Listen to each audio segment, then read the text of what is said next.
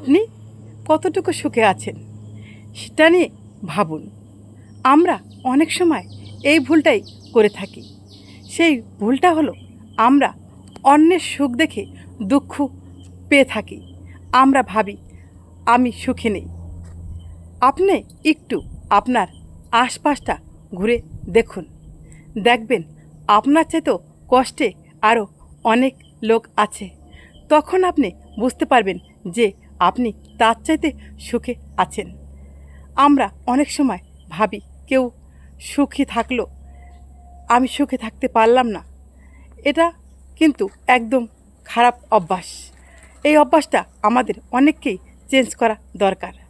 আমরা ভাবি আমার প্রতিবেশী কত সুখে আছে, কত ভালো আছে। এই নিয়ে ভাবতে গিয়ে অনেক সময় আমরা অনেক টেনশনে ভুগি এবং সেই টেনশন থেকে আমাদের শরীর খারাপ করে, মন খারাপ করে। আর যতটাও আমরা ভালো থাকি, কিন্তু এই ভাবনা ভাবতে গিয়ে আমরা কিন্তু তখন আরও বেশি খারাপ থাকি। তাই সবসময় ভাবতে হবে যে আমি যেটুকু সুখে আছি সেটুকুই অনেক ভালো। অন্যের সুখ দেখার আমার কোনো দরকার নেই।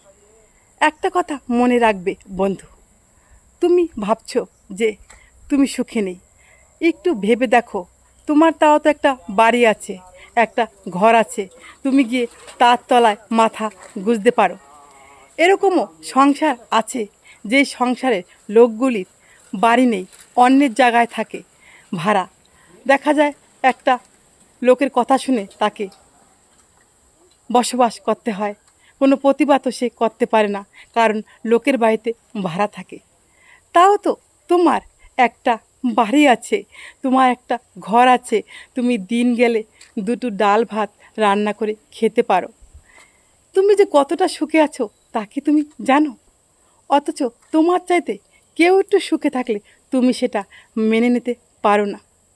একটা কথা মনে রেখো বন্ধু, যখনই তুমি দেখবে যে তুমি ভালো নেই, তখন তুমি একটু চারপাশটা ঘুরবে, একটু এই দুনিয়াটা ঘুরে দেখবে যে এই দুনিয়ার মানুষগুলি কত কষ্টে আছে।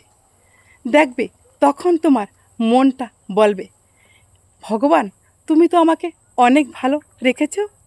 দেখবে তখন তোমার এই কষ্টটা থাকবে না। না হলে কী হবে বন্ধু, তুমি নিজে নিজে কষ্টে ভুগবে আর অসুস্থ হয়ে যাবে। তাই বলছি বন্ধু, অন্যের সুখ না দেখে তুমি তোমার নিজের সুখটা দেখো, তাতে তুমি লাভবান হবে।